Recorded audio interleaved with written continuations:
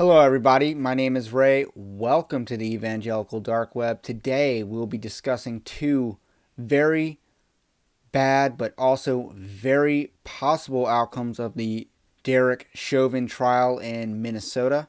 Now, this is the trial in reference to the death of George Floyd. I believe it is the first of a few trials that are set to take place over this incident, but this is the main trial. And I think that the judge has done a pretty good job in ensuring that the trial process is as fair as it can be. However, that does not mean that this will be a fair trial in the end.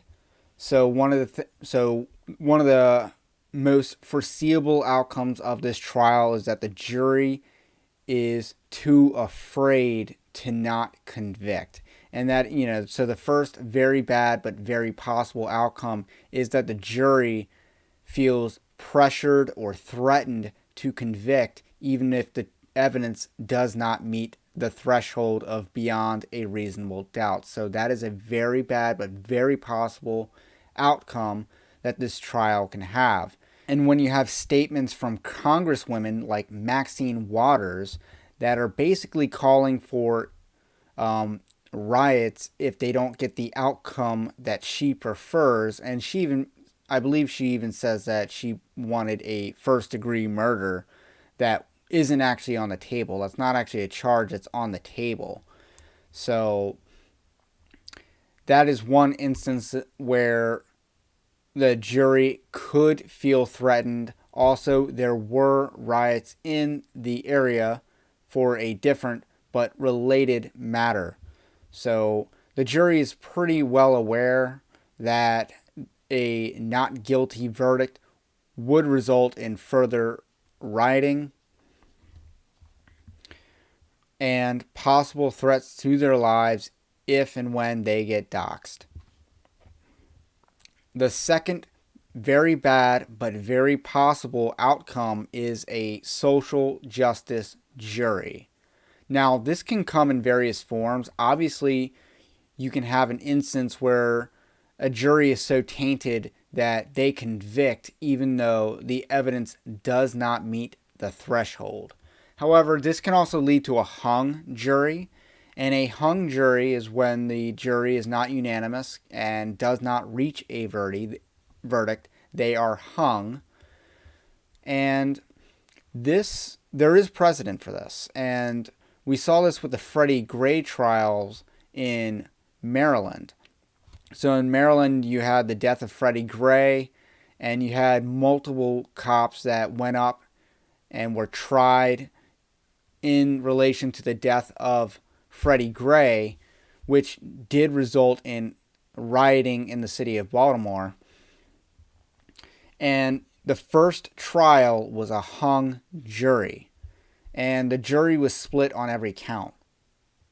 You had like one holdout for this is guilty of murder, and then the most extreme charge there was like one holdout, and then on the most lenient charge, I believe there was at least one person that said not putting a seatbelt on Freddie Gray does not constitute reckless endangerment.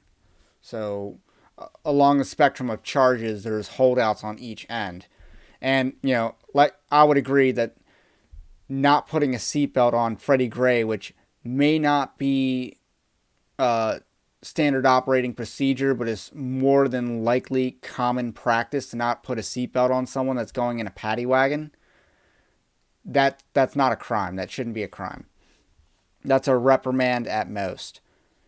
And, not only is that not a crime, but that's also not reckless endangerment. But we saw in Baltimore that this was a social justice jury that, it's a high profile case and they could not get an untainted jury. And when the rest of the cops that were up for trial saw that, they all chose to go bench trial. And in every bench trial, they were found not guilty. So there is precedence for this, and the judge and the defense attorney did kind of go over that possibility that if they find the jury to be tainted, then, obviously there's a mistrial process. Obviously, the alternative would be, for the judge to render a verdict based on the evidence that the prosecution has presented.